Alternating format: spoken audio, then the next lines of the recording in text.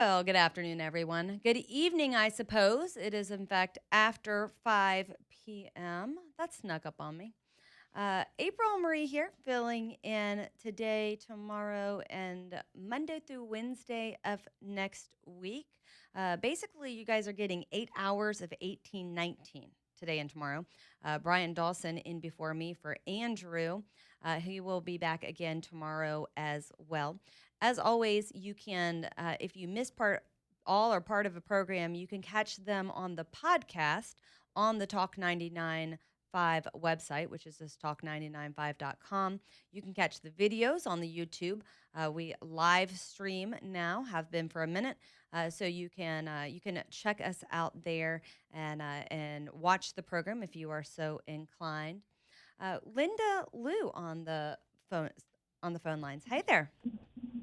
I don't think you're near as old as I am. But for most of my life since I was in high school, we fought Iran. And they're serial killers. Oh, they're awful. And like, how do you negotiate with a serial killer? Yeah. And here's the problem. And people are going to say, we're not going to know until it's over, until you're looking back where we land on this thing. But Trump did something. Presidential administrations for decades have been saying something needs to be done, and Trump did something. And so this is the beginning, hopefully, of getting them to recognize that they can't keep supporting terrorists. I sort of support Bill when he said we should have turned Iran into a parking lot. I sort of agree with him on that. I know that sounds terrible. I know there's probably some innocent people over there, but what the hell? You realize for me it's been 49 years. Yeah. I mean, that there was, and I remember when we very first started bombing Iran, there were clips of just about, like I said, every president going back decades saying, Iran is a problem. We need to deal with Iran. And nobody did until now. Nobody did. And And I'm so, glad Trump has, but it's like, how does he think he's going to negotiate with a serial killer? Because you can't. well, by doing what we've done, and you kill the bad ones, right? You target them and you take them out. Now, do you level it to a parking lot? That is, that's what Bill suggested earlier. Trump says we're just going to continue this, and we will bomb and kill the bad leaders until they get some leaders in there who are going to make deals to make sure they don't get weapons they're not supposed to have. Yesterday, he said we are entering the era of a historic agreement. So we're going to see what this agreement is, and hopefully, they have the Hopefully. fear of God in them. I mean, we always have a lot of hope. You have to admit that about America. I'm hopeful. That's me as a person. I tend, Pessimistic, but hopeful. yes, exactly. Well, I appreciate. Love you, April Marie. Thank you, Linda Lou. I appreciate it.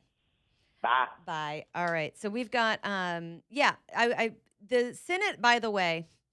So the media going a little crazy yesterday over the closed door meeting with senators where President Trump yelled at Senator Cassidy. Following that, though, the Senate defeated the Iran war powers with the help of Fetterman, and Cassidy switched sides. He said he had a change of heart. He had a tough conversation, and they were, after passing it the day before, yesterday they came back and defeated it with Cassidy flipping his vote. So for all the crud that Trump takes, he's pretty persuasive. So that's what we got going on there. I was looking at an update over here, but up. It's stuff we already know. All right. Looking at what's going on on the Hill today, we've got the Democrats just show it at this point. And one of our callers talked about this earlier. The Democrats get to these meetings and do everything they can for the soundbite, for the fundraising pitch, for the media clip. And they're out here attacking Trump and his administration on, absolute nonsense. And that's what we're seeing day in and day out.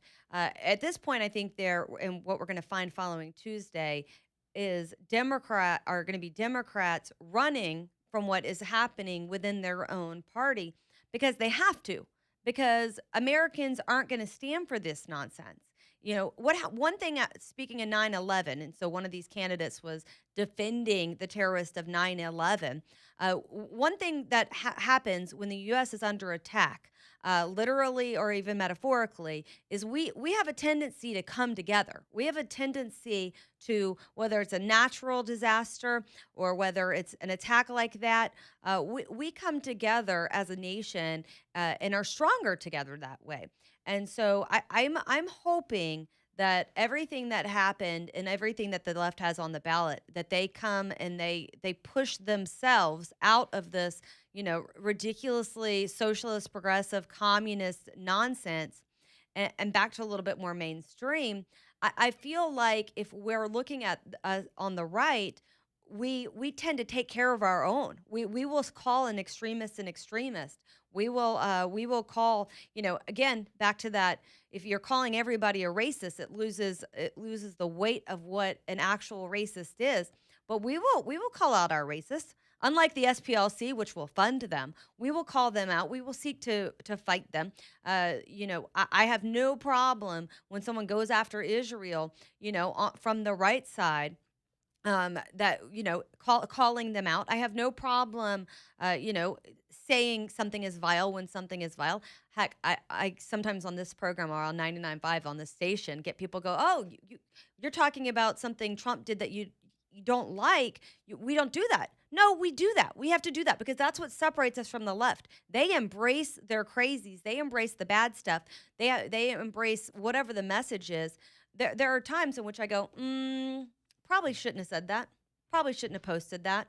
But then for the most part, I am really enjoying Trump term 2. I'm enjoying the leadership he's put into place. I'm loving watching Marco Rubio expand and spread his wings.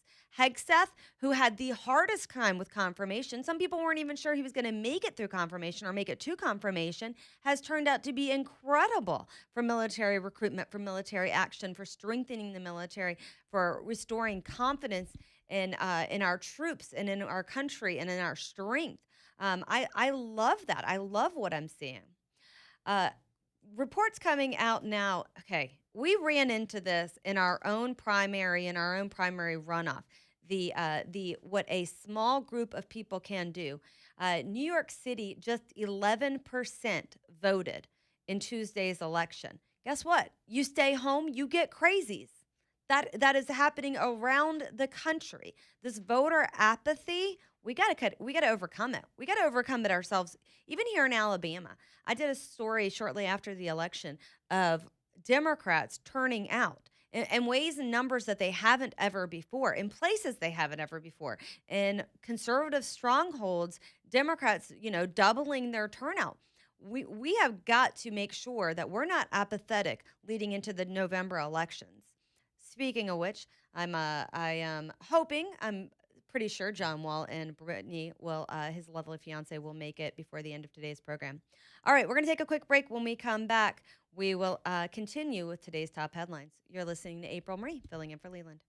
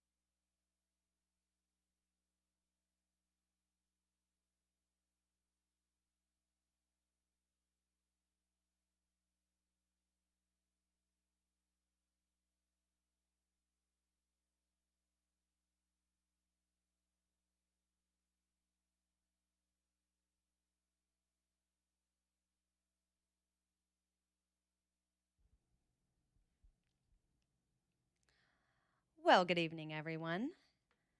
April Marie here. Phone lines open 545-9950 as we round out this final hour of Thursday afternoon. I've gone over some of the Supreme Court decisions. The left going a little crazy. AOC blasting the Supreme Court for the removal of the protections for Syrian and Haitian nationals. It was a decision released today that clears the way for the federal government to remove protections for citizens of Haiti and Syria under a federal program that was allowing them to stay here. I will say, and I have to go back and look at it because it is now. I've scrolled past it in my timeline. I think it was Stephen Moore who was saying, like, they were saying, well, isn't Haiti dangerous? And it's like, well, if all the Haitians flee, then who's going to save Haiti? Like we can't just take all and here's a problem that the left has just completely ignored. Who is coming over? Who is claiming claiming refugee status or coming over and it's able-bodied. It's the same people terrorizing these countries coming over here. They're leaving no one left to fix it. They're basically like, okay, we're all going to go to no. We are slowly but surely even this week with SCOTUS decisions coming out this week, unraveling the mess that Joe Biden made for us with those open borders, with the extension of all of these different immigration acts. We're getting to a point where we're starting to restore what I would consider sanity. Most people would consider sanity to our immigration system, but it's going to take so long to undo the damage that was done. We're looking at midterm elections, but then we have to look at what comes next because we're going to get into this position where every 4 to 8 years, we're volleying back and forth on these policies. What can be done by executive order? What laws can be ignored? We have got to restore, and this is where those midterms come in so important. And not just, here in Alabama, we look at it as we're pretty safe. You guys have heard me, and I'll say it again, rage about this 6-1 map. Terry Sewell needs to be gone from Congress tomorrow. She needs to be gone. We should have really redone those maps because every single one of these votes is going to be so incredibly important. Going into getting Congress to cement some of what the Trump administration is doing, some of what the court system is doing. We got to fund the programs to get these people out of here. And, Congress was on a lockdown, a stalemate when it came to national security funding, when it came to TSA, ICE, all of the funding, because they were throwing tantrums. The Democrats were throwing tantrums about enforcing our laws. It's really quite crazy. So this afternoon, I mentioned, what is happening in our education system. When I tell parents, I was like, look at what's going on in your schools and your classrooms. It doesn't have to be as a pride flag outside or a drag queen in your library. Although I will say I found an instance of a school sneaking somebody into their library. I'll be writing about that quite soon. But it doesn't have to be as in your face as that. It can be who when your teachers are doing these affinity months, Women's Month, Black History Month, Pride Month. What worksheets are they giving them? Who are they teaching about? If you go into their classrooms during these months, who do you see up on the walls? My kids brought home, specifically one of my kids brought home a bunch of worksheets for, celebrating the women on the Supreme Court. And they're celebrating these leftist judges who are constantly writing dissents in all of these cases that have no basis in actual law, that have no basis in actual precedent or in, heck for that, making any sense. Justice Kagan with the dissent, joined by Sonia Sotomayor and Brown Jackson, of freaking course. These three are like the three stooges. We're supposed to celebrate them because they're women on the Supreme Court. No, thank you. I'm not celebrating Justice Amy because she's a woman. We celebrate her mind. We celebrate what she's able to do. And it is so crazy to me that our kids are being taught Amy Coney Barrett. Oh my gosh, I literally forgot the Coney part. And it was funny as I went to an event for her during her confirmation hearings. Telling you this afternoon. So but we're seeing in our classrooms when I talk about the left infiltrating education system, kids being taught that these are who you should look up to. No, no, these are someone checked a check mark. Uh, we promised a woman justice. We promised a Hispanic justice. We promised a black justice.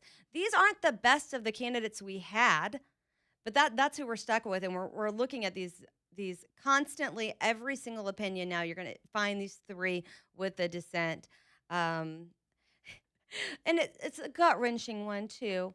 Kagan saying, "All they're asking for," this is a quote, "asking for one thing, that they may stay in this country while they continue to litigate their claims. They're entitled to that relief, and they should not instead be consigned to devastating and indeed life-threatening injury." Do you not know this has turned into a racket? Our refugee program has turned into a racket, and Biden welcomed it. Come on over. We're going to just give you temporary protected status, and we're going to put everybody under this program. We're going to let you in. It was intended to be a short-lived program that was started in 1990 to give the Department of Homeland Security the ability to designate certain citizens as eligible to remain in the U.S. and work if they can't go safely into their own country. You can't have an entire group of individuals coming over and being like, just by virtue of this country, we got to go. Who is going to rebuild the countries? Who's going to lift these countries up if everybody's running over here? And by the way, we're not getting the best and the brightest over here. You look at a lot of these individuals, and they're not contributing. Crazy to me that this is happening. All right, so I'm going to look at some of those SCOTUS before we get back tomorrow, and tomorrow will be a free-for-all Friday. I'm going to kind of popcorn around subjects. I've already started kind of gaming out what we're going to talk about tomorrow. But one of those things will be looking at all of the Supreme Court decisions that came out this week. We started today's show, of course, with talking about with Willis Lee from the NRA Board of Directors, talking about the decision in Hawaii. No, you cannot. You cannot say people have to ask for permission to come onto your property with a firearm. They struck that down because this was an end run around Second Amendment rights. So we'll get more into that decision. We'll get more into some of these other decisions tomorrow. Some of the decisions that came down, I'm looking at a handful of them that I didn't have an opportunity to read on. Court rules: former Louisiana inmate cannot sue prison officials in a religious dispute related to his hair. We have court sides with government in a dispute over green card holders. We talked about that one a little bit yesterday. A lot going on here. Hopefully, this opens up an opportunity. A lot of these immigration decisions, specifically for Trump to, things have been quiet on the ICE front, and that was, of course, a number of reasons, not the least of which was the demonstrations, the funding fight on the Hill, and all of those things. But hopefully we start seeing with some of these decisions a ramp up in sending people home. And quite frankly, yesterday we were getting messages and seeing where the Trump administration was saying, okay, here's the deal. Remember, you can deport yourself. You can deport yourself, get your plane tickets, get a small amount of money.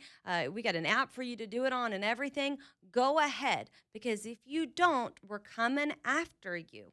So hopefully we start seeing the results of some of these decisions where people are like, all right, the writing is on the wall here. And they start taking themselves home. They start making their own plans. They start figuring this out together. And so that is the best we can hope for. These decisions this week have been favorable, kind of following a trend here with the U.S. Supreme Court. Still waiting on the birthright citizenship decision. So we'll be keeping an eye out for that. Back in just a minute, you're listening to April Marie, filling in for Leland.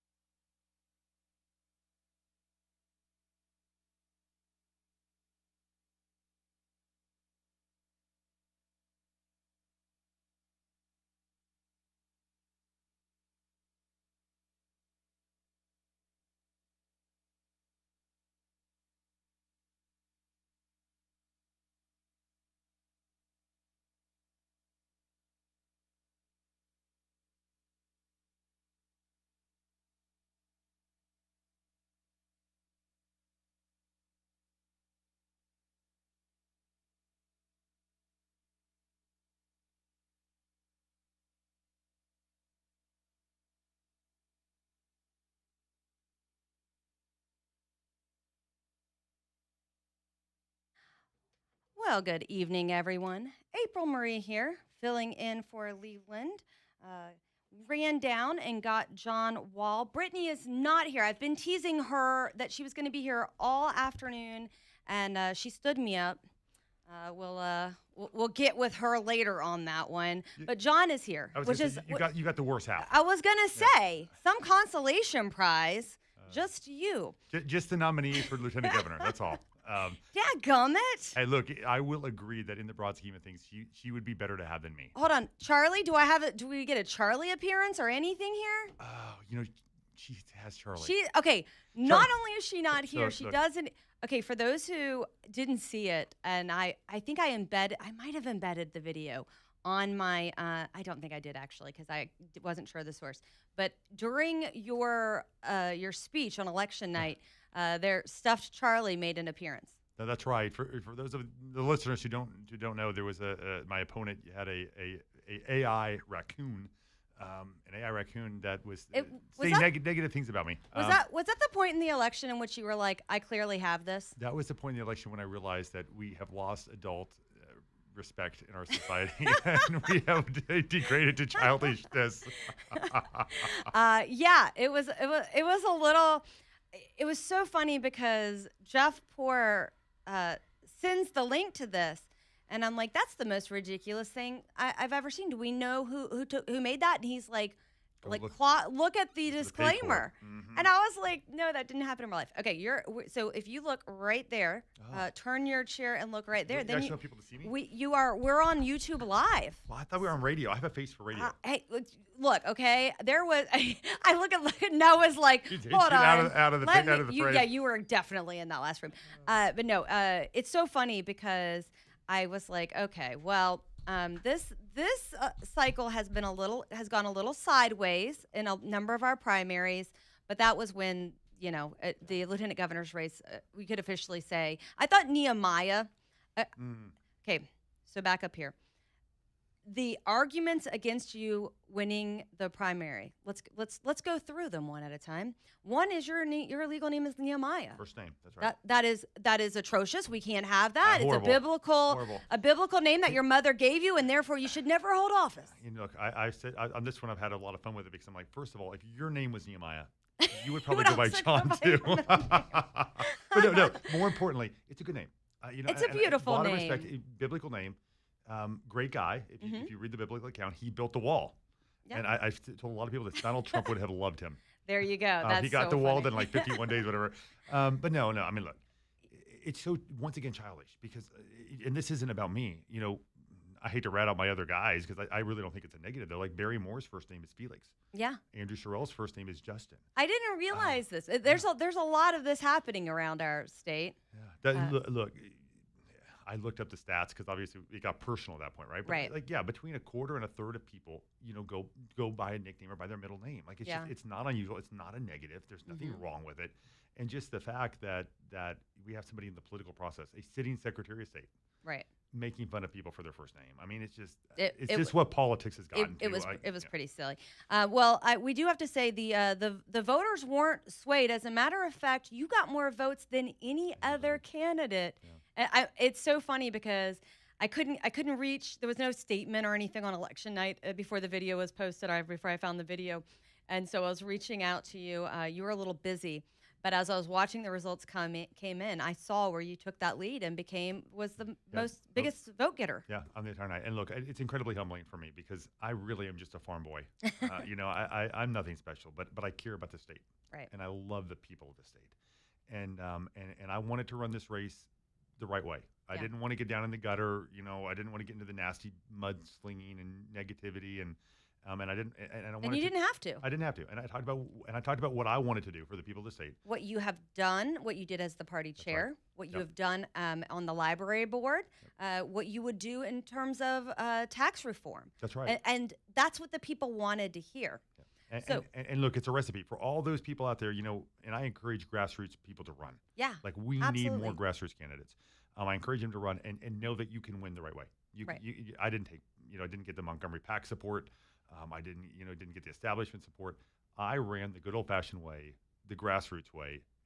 Individual donors, business donors, going to the people and talking what I want to do for them. And Trump endorsement didn't hurt either. that might help. That might help a little bit. I mean, not much. Yeah, no, it does help to be endorsed by the president. It was like, we're over here playing if there was a daisy, will he or will he not run? And then I was like, guess he's running. Yeah, it's hard to say no to the president. It's very hard, very hard to say no. Well, we have made it through. As a matter of fact, your replacement at Algop, Scott Stadhagen, was on with Brian Dawson just before I came on. Brian Dawson's also guest hosting this week. And he was like, okay, we got through that. It was like the siblings in the backyard fight. And now we're ready to take on the school bully. And in your case, are you ready to take on, New York native Philip Insler? I am. Look, the crazy thing is Philip is actually a nice guy. Yeah. But I'm going to win. That's the way. I'm going to win. By the way, a lot of people don't realize this, and I say this, I've talked about this all the time. By and large, it's rare to find someone where you're like, that person on the other side of the aisle is such a jerk face. Like, we don't have they that. Are, and look, Doug Jones is one. Yeah. Like, I'm always, so I thought it was hilarious, and I took this as a badge of honor. Yeah. Back at the beginning of the campaign when I first got in the race, Doug Jones actually came out and said, first thing he would do as was governor, the library. I've talked about that a lot. Yes, was to remove me from the state library board. I'm like, I have arrived. When I'm hit job number one for Doug Jones, I'm doing something right. Yeah, I've said this. This has been people are like, oh, well, he ran as a moderate, but every opportunity he has, he shows how absolutely progressive Looney Tunes he is. And out of touch with the people of Alabama, out of touch with the parents of Alabama, even Democrat parents. Don't want their kids exposed to sexually explicit stuff without their consent. This is not complicated. How about we do not have pornography in public libraries in the children's section? That's right. And so, things. I won with great margins down in Baldwin County with that whole Fairhope battle. Where that came. And people have asked me, why do you think? And I said, well, look, I don't know. I honestly don't. I'm very blessed and I'm humbled by the support I got from the whole state to get 57%. Right. But especially, that area in Fairhope came through for me very heavy. And look, I'm not going to say that's what it was, but it definitely didn't hurt me in Baldwin County. Let's put it that way. Well, okay, so let's talk a little bit. We'll talk a few more minutes, and then we'll go to. Actually, I take it back. We're going to take, if I can get AJ, we're going to take an early break, and then we'll come back and have a longer segment to close out and get into what this general election race will actually look like. Because Insler's a nice enough guy and everything, but you still got to defeat him. He still represents. And he's had some bad pieces of legislation. I also can't let that one go. He has. And look, there's not a Democrat that with the policies the Democrat Party supports that deserves to be in office. Yeah. Just be plain. No, I absolutely agree.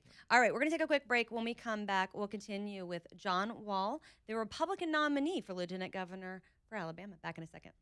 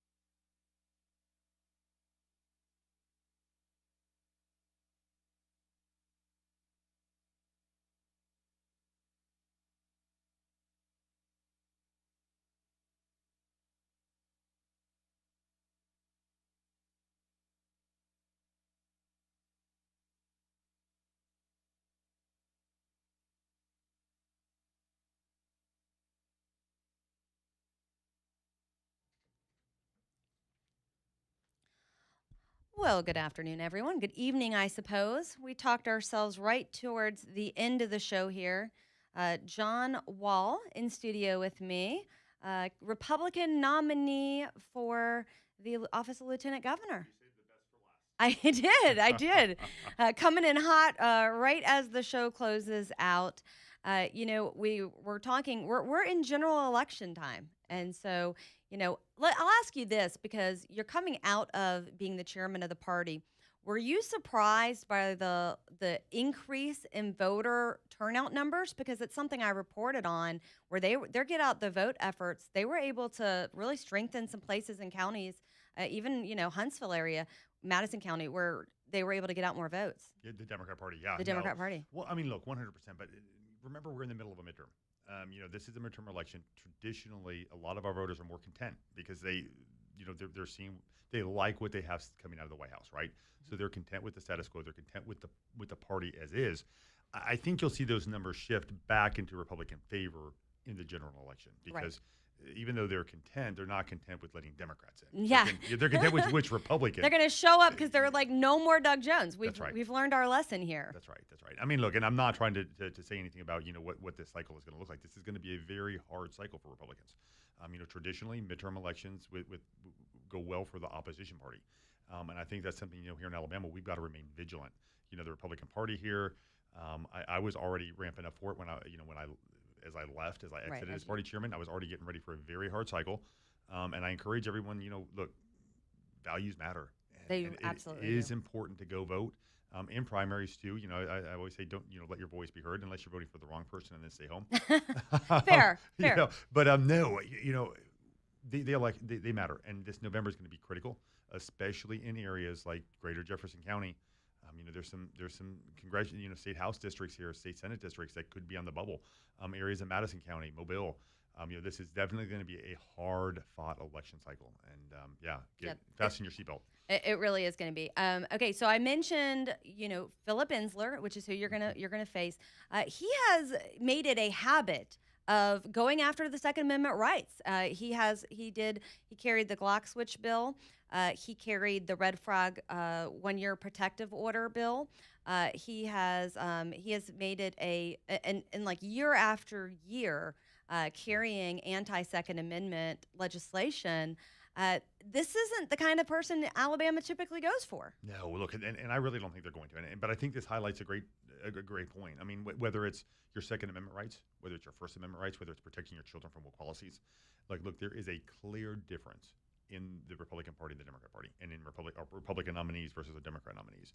I always say even a bad Republican is better than a good Democrat. I have to think on that one. I know. That might not always be the case, but it's certainly true of who's on our slate, right now. Like you just painted a clear difference with Second Amendment. Like if you don't understand the Second Amendment, if you don't understand that our founders envisioned how important it was for the people of America to have the Second Amendment protections we have, right. Because if you don't understand, you're not going to understand the First Amendment. Right. You're not going to understand the Fourth Amendment or the Fifth Amendment. And I think that's the important, like our rights come from our Creator, Absolutely. not from government. Absolutely. And so the government protects those rights that are already endowed to us. Amen. Look, as much as I love the Constitution, it's a piece of paper. Yeah. And it enshrines those God-given rights. And so for me, this is a battle of who's in charge. Who knows how to live your life better? Yep. Is it the federal government or the state government? Or is it you as an individual? And the answer is it's you. It is. Every time. Every time. Whether it's medical freedom, whether it's Second Amendment rights, whether it's, whichever the constitutional amendments you want to pick. This is about freedom versus slavery, about who knows how to live your life. Do we go for socialism or do we go for our founding fathers' vision of a constitutional republic? Right. Well, and I think, there's a clear night and day difference when we're talking about your record. And we kind of alluded to this jokingly looking back at the primary, but you've got a record already. You haven't been elected, but what you did in terms of standing up as party chairman, standing up to the teachers unions, what you did standing up to the librarians who thought it was a great idea to give the kids pornographic materials. You've got a record even with before you had a voting record. Look, absolutely, and I'm proud of it. That's one thing I talk all the time about. People ask me, "What do you want to do as lieutenant governor?" And I was like, "I want to continue on fighting the same battles I fought as state party chairman. Curriculum transparency, school choice, protecting our children from sexually explicit content, tax cuts. The party led the charge for a $235 million tax cut this session before last. So, no, those same things, the platform issues, the policy issues. The reason I ran is because I'm kind of sick and tired of sending people to Washington, sending people to Montgomery, and then they get there and they wimp out on us. Yeah, they do. There's not a backbone. There's not that spirit of freedom and fight. And so that's why I ran, because I want to be the guy who goes to Montgomery, who fights for the people of the state, who fights for their rights and freedoms, never backs down, never surrenders, and holds the line when it comes to conservative principles. Fair. And we need that. We need that in Montgomery. I joke all the time, you hear all this tough talk during the election time. Then they cross the threshold of Montgomery to the city of Montgomery, and poof, it's gone. You never hear from them again. You don't hear from them again until the next election cycle, where they're running on, they're running on maybe one issue per session. They pass something that we conservatives actually value. Yes. I know we're going to have a difference in Tommy Tuberville. I know that we're going to see a fire in his belly that we haven't seen in Governor Kay Ivey's. I think we've got a lot of room to make up in terms of where other conservative governors have taken their states, where Alabama has kind of lagged behind. I literally told Ron, I had a chance to be at a Christmas party with Ron DeSantis, and I probably should have been more diplomatic, but I literally told him, I was like, I want Alabama. My goal is to see Alabama leading the nation when it comes to conservative principles. Yeah. And leading. There's no reason for us not to. That's right. We got the electorate who want it. I want to see us leading the charge, leading the nation in conservative principles, to the point that Florida follows us instead of us following Florida. Absolutely. We were talking during the break. I was mentioning, school choice. I actually started today's program talking about the woman in Huntsville saying she's going to sue over the Choose Act. I ran a story on 1819 this afternoon. Danny Garrett saying, good luck with that. Like, bring it on. Bring it on. We did everything the right way. We know this is going to be upheld. One of the things that we have talked about is, next year we're supposed to. It's open to every parent. What I'd like to see is get rid of this arbitrary 2-kid cap on homeschooling. Oh, look, 100%. We're not China. We're not the one child or the 2-child policy, right? Like we should be embracing homeschoolers. We should be embracing parents. Look, it is a sacrifice to homeschool your kids. It takes time, it takes commitment, it takes dedication, and they shouldn't be punished for it. And look, I know that the arguments, we need accountability, we need this and that. But look, at the end of the day, the question comes down to one simple issue: who has the authority over our kids? Right. Is it the parents? Yep. Or is it the government? Yeah. Why are we asking the government for, authority for, you have agreed to send your kid to a government school. Great for you. If that choice isn't for you, there's no ceding power back to the government to watch over you as you educate your own children. That's just silly town. We have it. So right now, if you go to a private school, you get $7,000. You can get $2,000 up to 2 kids for homeschool. And don't forget, it's not like you can just spend this money on anything. Oh no, it has to be spent on approved items. Yep. And there is accountability there. And look, there's if some homeschool families are not going to need more than $2,000 for all their children, and that's great for them. But if there are families that are, maybe they're participating in co-ops. Would that have a cost to it, where is a little bit more of a structured environment, more like a private school? They should have access to it, and I'll fight for that 100%. Absolutely. Awesome. Okay, tell our listeners where they can find you online. Look, all major social media, John Wall for Lieutenant Governor, and then our website is votejohnwall.com. There you go. You guys have it. I will be back again tomorrow. Until next time, AJ, you guys ready on deck for Breaking Bread? Always. Will is down in his truck right now, getting ready for Breaking Bread coming up next. Nice. All right. You guys hold tight for that. Until then, stay out of trouble. All right. Appreciate you, John Wall, for coming in, April. Yeah. Hey, as always, thank you for filling in. I know we have like a minute left, so I got to kind of filibuster. Oh, we do have like a minute left. It's great. Look at that. Thanking me. That's a great way to spend the minute. I like that. Yeah. I'll throw out there that I got John and not Brittany. I'm a little salty about this. Hey, look, next time we're in here, let's do Brittany and me on the air at the same time. Yeah, that's what we were promised for today. All right, guys, I thoroughly enjoyed it. You can find me on X at APRYL, April Marie, on X. terrible at my Facebook, but you can find John Wall at all of his accounts. Yeah, all social media. Hey, stay tuned for Breaking Break coming up next. Hey, April Marie, John Wall. Hey, thank y'all. Goodbye, AJ.